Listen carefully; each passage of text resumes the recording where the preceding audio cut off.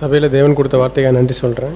और कलीसिया में परमेश्वर के दिए हुए वचनों के लिए मैं परमेश्वर को धन्यवाद देता हूँ. ஸோ என்னுடைய தகுதி நிமித்தம் நாங்கள் நிற்கல, தேவனுடைய இயேசு கிறிஸ்துவுடைய ரத்தத்தினாலும் அவர் எனக்காக செய்த காரியங்கள் நிமித்தமாக நான் அந்த சபையில் நிற்கிறேன். और मेरी कोई योग्यता की वजह से यहाँ पर मैं नहीं खड़ा हूँ, लेकिन यीशु मसीह के वजह से, उसके लहू के वजह से, उसके कार्य की वजह से मैं यहाँ पर आज खड़ा हूँ. ஸோ போன வாரத்தில் வந்து நான் கேட்ட மெசேஜ் மூலமாகவும் நான் எனக்கு தேவனை उन्नतनதையும் நான் ஷேர் பண்ண விரும்புகிறேன். तो गए हफ्ते में जिन वचनों से परमेश्वर ने मुझसे बातें की और जिन विषय के बारे में परमेश्वर ने मुझे एहसास दिलाया, उसको यहाँ पर मैं बांटना चाहता हूँ. ஸோ சபையோட ஸ்ட்ரென்த் வந்து பார்த்தீங்கன்னா அது நம்பிக்கையில் கிடையாது, எண்ணிக்கையில் கிடையாது. तो कलीसिया का जो सामर्थ है वो उसके गिनती पर नहीं होता.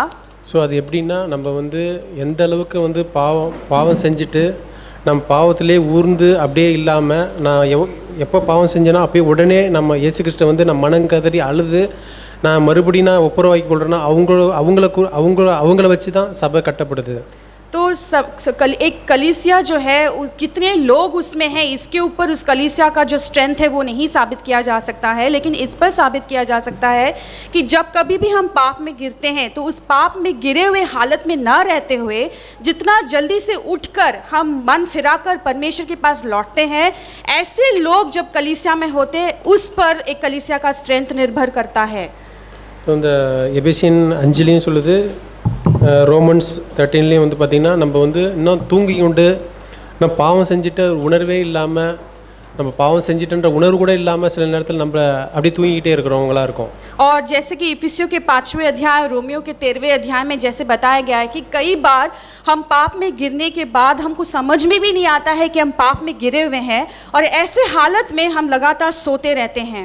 யாராவது வந்து நம்மளை எழுப்பிட வேண்டியதாக இருக்குது. कई बार ज़रूरत होता है कि कोई तो आकर हमें उस सोते हुए हालत से जगाने की ज़रूरत होती है. நீ பாவம் செஞ்சுட்டு நீ பாவத்தில் இருக்க அப்படின்னு யாராவது வந்து உணர்த்த வேண்டியதாக இருக்குது. அப்போ தான் நம்ம வந்து மனம் திரும்புகிறவங்களா இல்லை பாவத்தை அறிக்கையிடுறவங்களா இருக்கிறோம். और कई बार हम ऐसे पाप के गिरे हुए हालत में हम सोते रहते हैं. ऐसी स्थिति में ज़रूरत होता है कि कोई ना कोई आकर हमें जगा दे उस पाप से, हमें कहे कि तुम पाप में गिरे हो, तुम पाप में आनंद उठाकर तुम सोते रहे हो, अभी नींद से जाग उठने का समय आ गया है.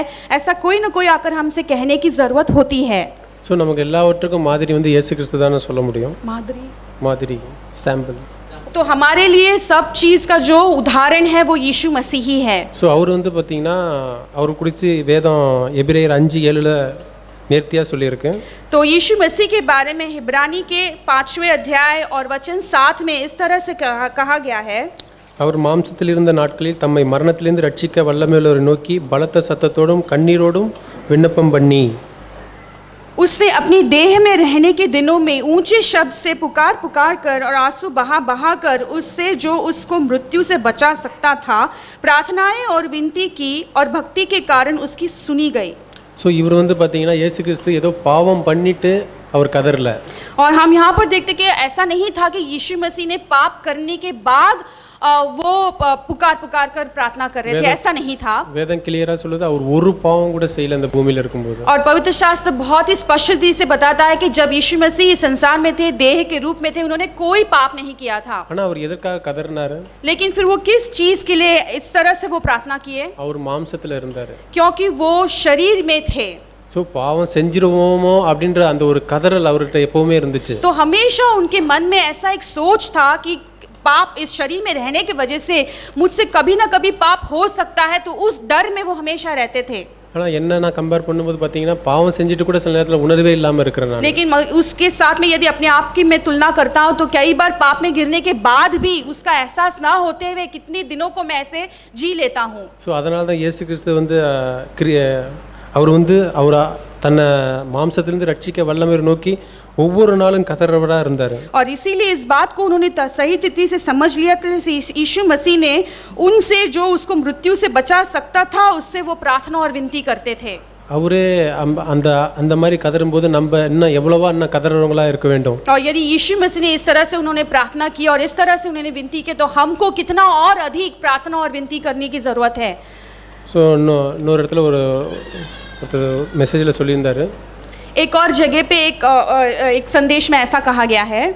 ஸோ சபையில் வந்து தேவன் வந்து என்ன வந்து ஏதோ சபையில் தேவை இருக்குது ஒரு சபையில் தேவை இருக்குது, இந்த நேரத்தில் நீ வந்து பிரசங்கம் பண்ணணும் அப்படின்னு வந்து ஒரு தேவை நிமித்தமாக என்னை வந்து தேவன் பயன்படுத்தக்கூடாது.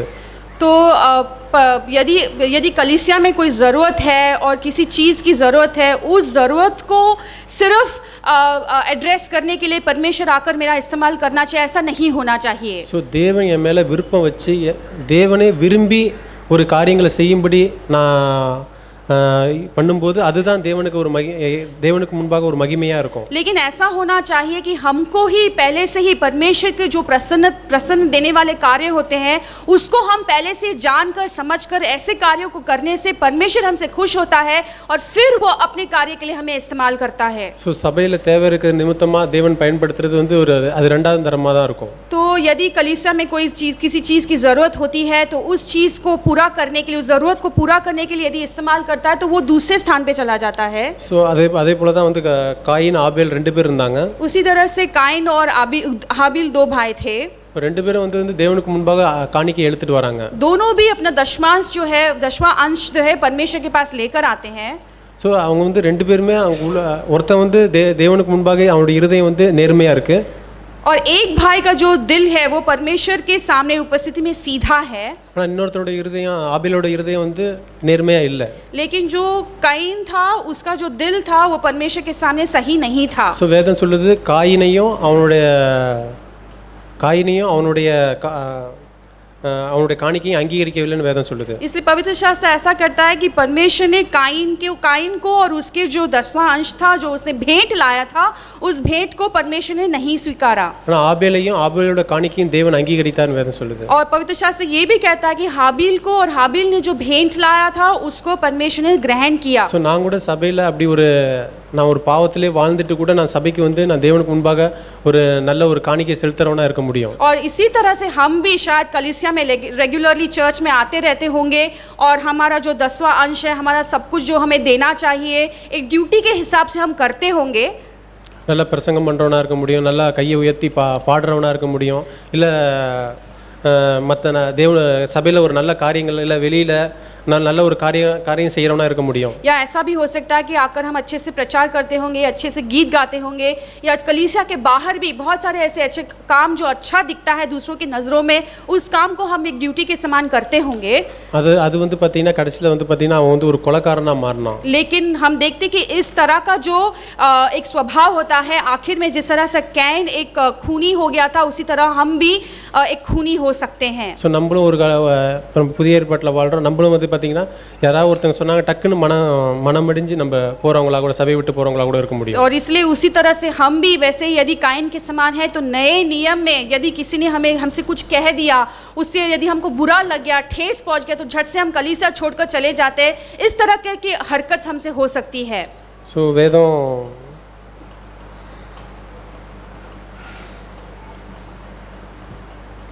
रोमन चैप्टर 13 वर्स 12 और रोमियो का किताब उसका 13वां अध्याय और वचन 12. இங்கே வந்து நம்ம வாசிக்கிறோம் ஒளியின் ஆயுதங்களை தரித்து கொள்ள கடவோம். और यहाँ पर ऐसे लिखा है कि आशा में आनंदित रहो.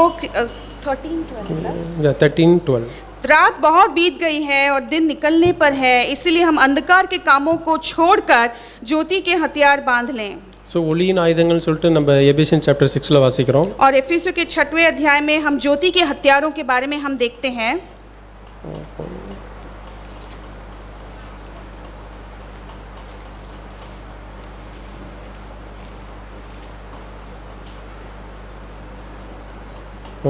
वर्स 11 और उसमें वचन 11 நீங்கள் பிசாசின் தந்திரங்களோடு எதிர்த்து நிற்க திராணி உள்ளவர்களாய் தேவனுடைய சர்வாயுதங்களையும் தரித்துக் கொள்ளுங்கள்.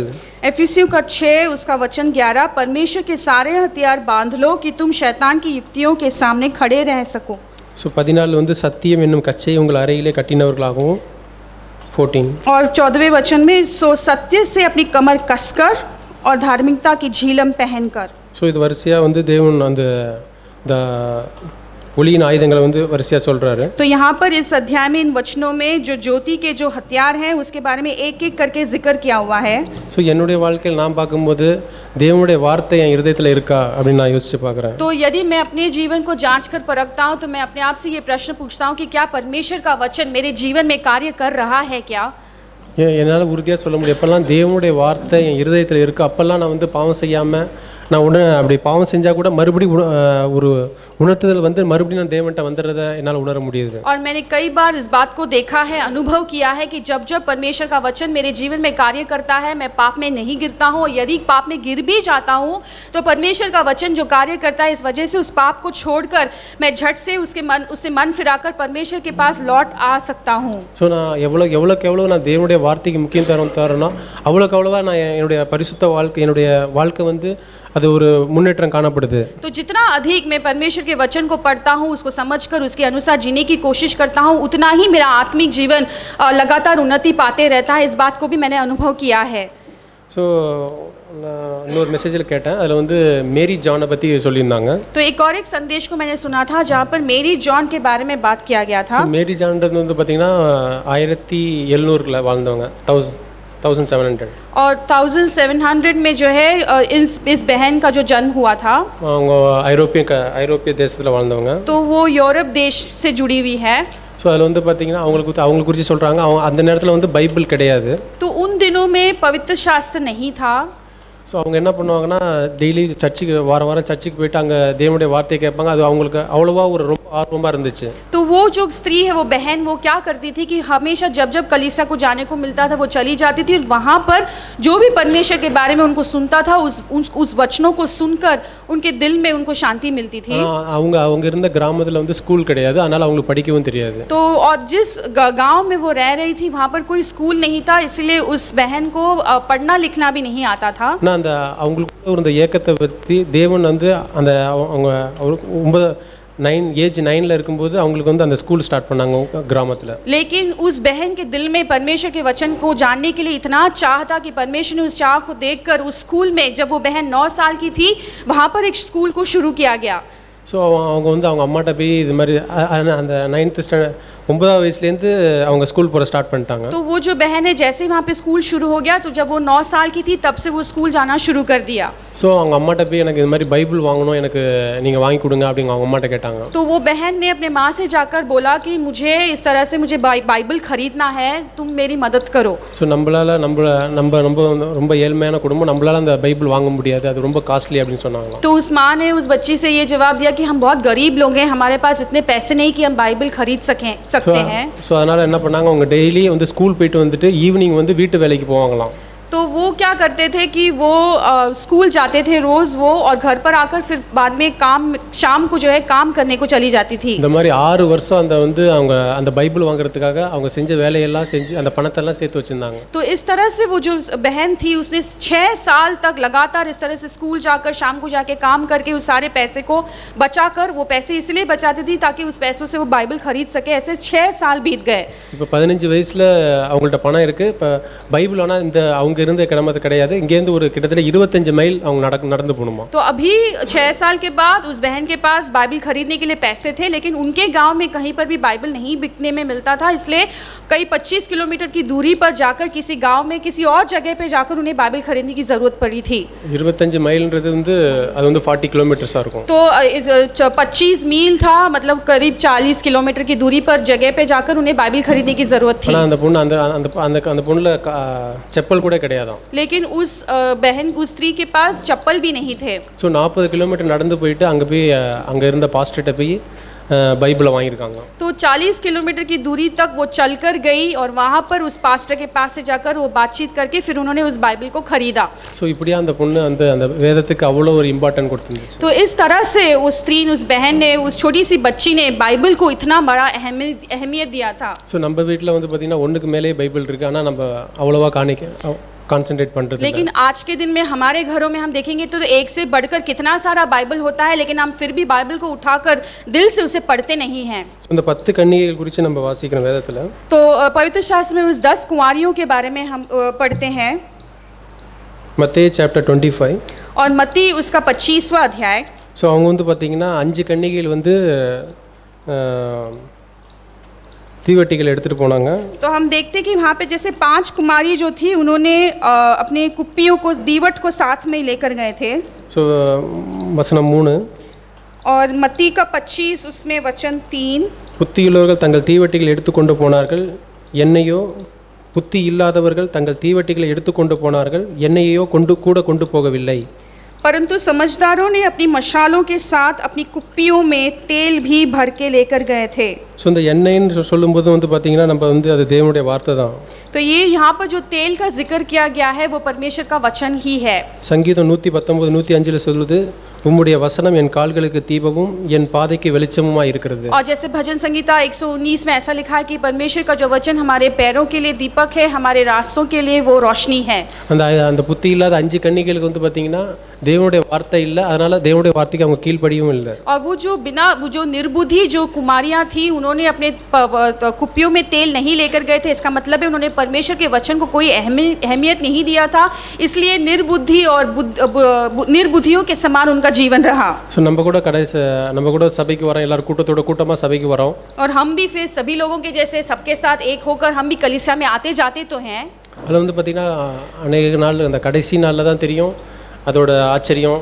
எவ்வளோ பேர் வந்து தேவனால் அங்கீகரிக்கப்பட்டு பரலோகம் போகிறாங்க, எவ்வளோ பேர் ரிஜெக்ட் பண்ணி நரகத்துக்கு போகிறாங்கன்னு அந்த கடைசி நாளில் தான் நமக்கு தெரியும். लेकिन इन सारी बातों का खुलासा आखिरी दिन में होगा, जब हमें पता चलेगा कि कितने लोग जो ऐसे एक साथ होकर कलीसिया में आते जाते तो थे, लेकिन आखिरी दिन में कितने लोगों को परमेश्वर ने ग्रहण करके स्वर्ग में ले लिया और कितने लोगों को परमेश्वर ने ठुकरा कर वो नरक में चले गए, वो आखिरी दिन में ही पता चलेगा. ஸோ நமக்கு கொடுக்கப்பட்ட அந்த காலத்தில் நம்ம தேவனுடைய வார்த்தைக்கு அதிகமாக முக்கியத்துவம் கொடுக்குறவனா இருக்கணும். और इसलिए ज़रूरी है कि हमारे पास जो समय परमेश्वर ने अभी हमें दिया है उसको सही रीति से इस्तेमाल करके परमेश्वर के वचन को पढ़कर उसको समझने वाले लोग होने चाहिए. அந்த புத்தி இல்லாத கன்னிகை போல நம்மளும் வந்து ரிஜெக்ட் பண்ணப்படுவோம். ऐसा यदि हम नहीं करेंगे तो उस निर्बुद्धि कुमारियों के समान हम भी वचन को जिस तरह से ठुकराए थे उसी तरह से परमेश्वर भी हमें ठुकरा कर हम नरक की ओर चले जाएंगे. ஸோ எனக்கும் உங்களுக்கும் ஒவ்வொருவருக்கும் தேவன் அந்த மாதிரி ஒரு நல்ல இருதயத்தை கொடுப்பான்னு என் நம்பிக்கை இருக்கு. तो मैं ये विश्वास करता हूँ कि आपको और मुझको दोनों को परमेश्वर एक ऐसा एक अच्छा दिल देगा जिसमें हम परमेश्वर के वचन की ओर हमारे दिल में एक चाह होगी. आमीन. परमेश्वर की स्तुति हो.